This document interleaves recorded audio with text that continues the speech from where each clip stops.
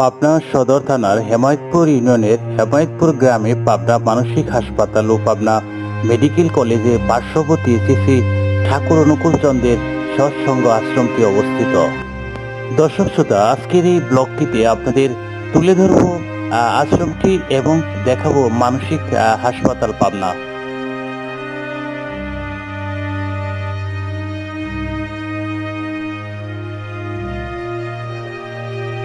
দর্শক শ্রোতা, আমরা শ্রী ঠাকুর অনুকূল চন্দ্র সৎসঙ্গ মন্দিরটির কাছে চলে এসেছি।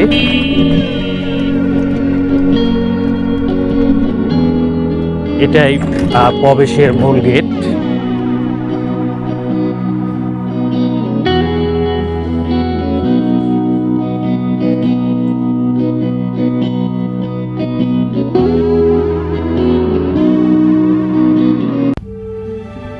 অনুকূল চন্দ্র 1888 সালে 14 সেপ্টেম্বর বঙ্গপ্রদেশের পাবনা জেলার হেমায়েতপুর গ্রামে জন্মগ্রহণ করেন।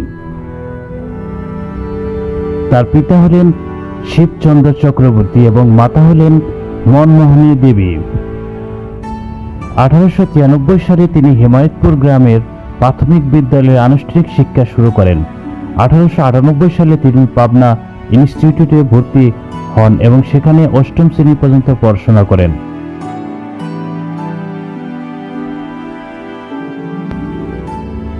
তিনি অমিতাবাদের রায়পুর উচ্চ বিদ্যালয়ের অল্প সময়ের জন্য পড়েন এবং তারপরে পশ্চিমবঙ্গের 24 পরগনায় নৈহাটি উচ্চ বিদ্যালয়ে 1905 সাল পর্যন্ত পড়াশোনা করেন।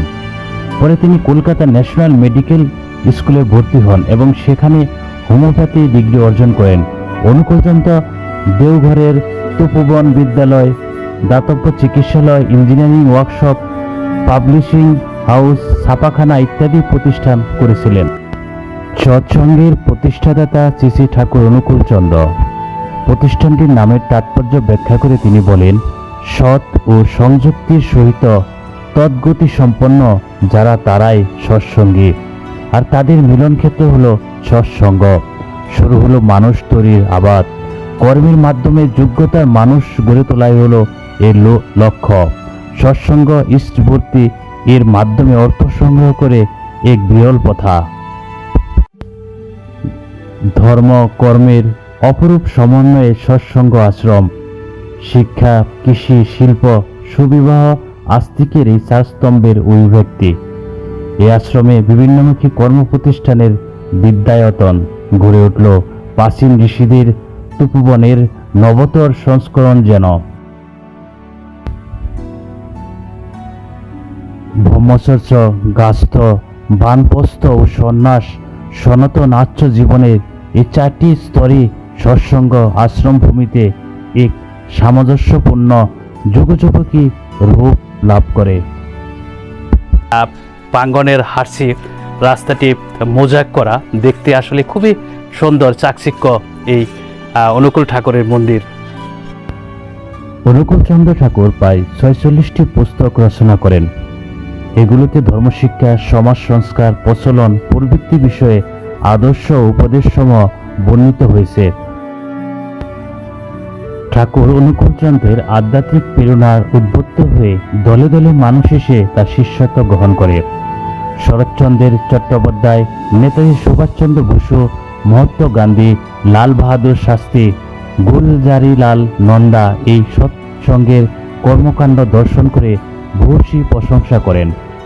1969 সনের 27 জানুয়ারি তারিখে 81 বছর বয়সে তারই প্রতিষ্ঠিত আশ্রম ভারতের বিহার রাজ্যে দেহগড়ে ঠাকুর দেহত্যাগ করেন। অনুকূল চন্দ্রের পিতা ছিলেন হেমায়েতপুর গ্রামের শ্রী শিবচন্দ্র চক্রবর্তী এবং মাতা ছিলেন শ্রী যুক্তা মনমোহিনী দেবী। সৎসঙ্গ আশ্রমটি আদিতে সাদামাটা বৈশিষ্ট্যে নির্মিত হয়েছিল। এতে কোনো উল্লেখযোগ্য স্থাপত্য বৈশিষ্ট্য পরিলক্ষিত হয়নি।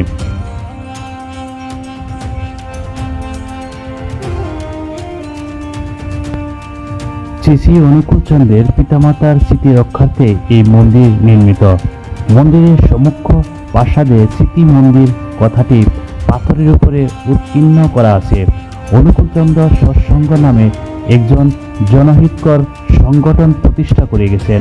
প্রকৃত অর্থে অনুকূল ঠাকুর মানবতার কল্যাণে অতিথির সমাগম হয়, প্রায় লক্ষাধিক লোকের সমাগম হয় বলে জানা যায়।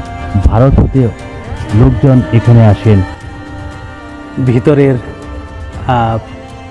দৃশ্যটি আপনারা দেখতে পাচ্ছেন, শিব মন্দিরের ভিতরের যে দৃশ্যপট, অনুকূল চন্দ্রের ভিতরে ছবি রয়েছে।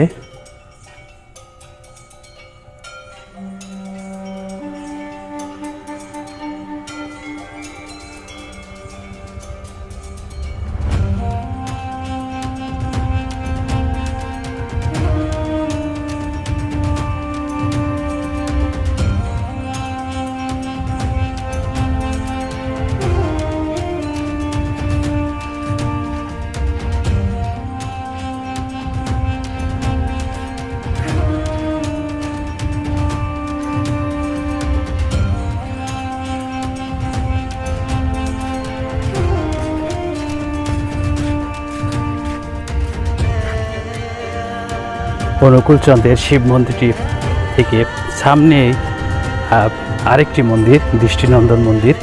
এখন আপনাদের সেখানেই নিয়ে যাচ্ছি।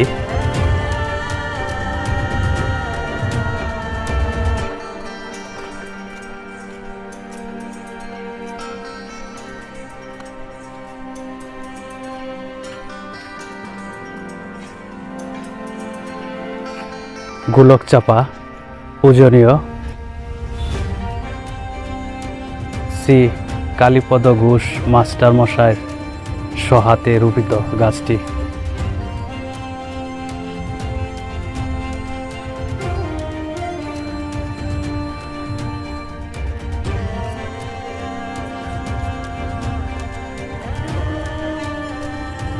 আর আপনারা দেখতে পাচ্ছেন আরেকটি মন্দির।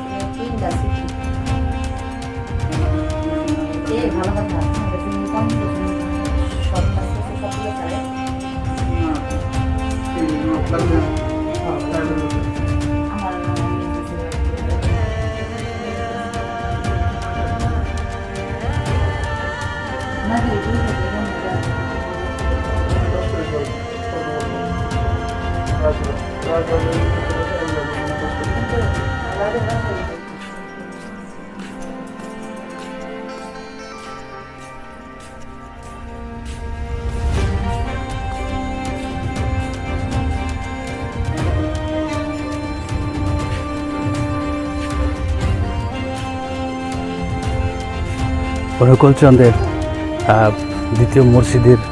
দ্বিতীয় মন্দিরের সামনেই অনুকূল সায়র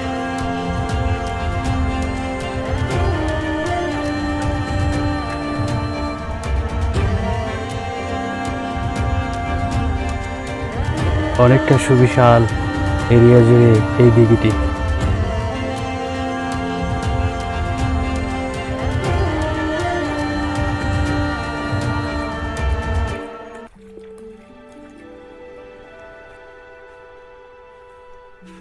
সখী একবারে মোরে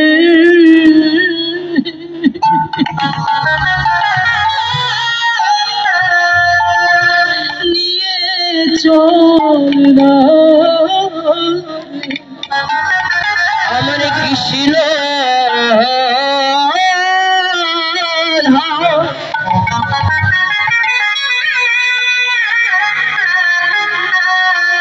কৃষ্ণ প্রাণের চরণ তলে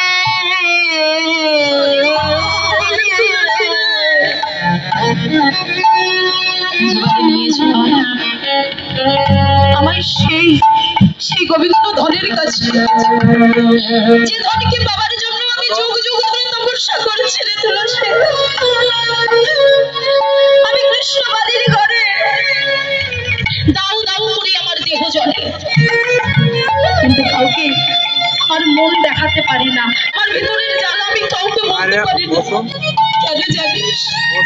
ওরে তুলসী, সবাই তো কৃষ্ণ প্রেম বোঝে না রে। সবার চোখে তো কৃষ্ণ বলে নয়ন বাড়ি আসে না। আমি কি করবো তুই আমায় বলে দে তুলসী।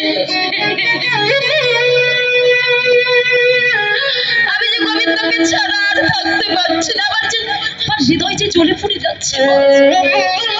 কি করে আমি আমি আমার বধুর চরণ পাবো? আমায় একটু বলে দে, ওই পথটা আমায় দেখিয়ে দি তুলসী।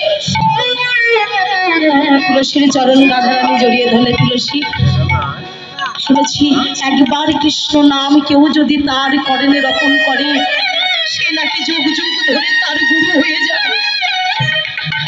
তুলসী, আজ থেকে আমি বৃন্দাবনে তোকে গুরু রূপে দেখলাম। তুই আমায় কৃষ্ণ দানকে পাইয়ে দে, ওই কৃষ্ণ ভজের পথে আমায় একবারে নিয়ে চল তুলসী। হরি বল, হরি বল। তুলসী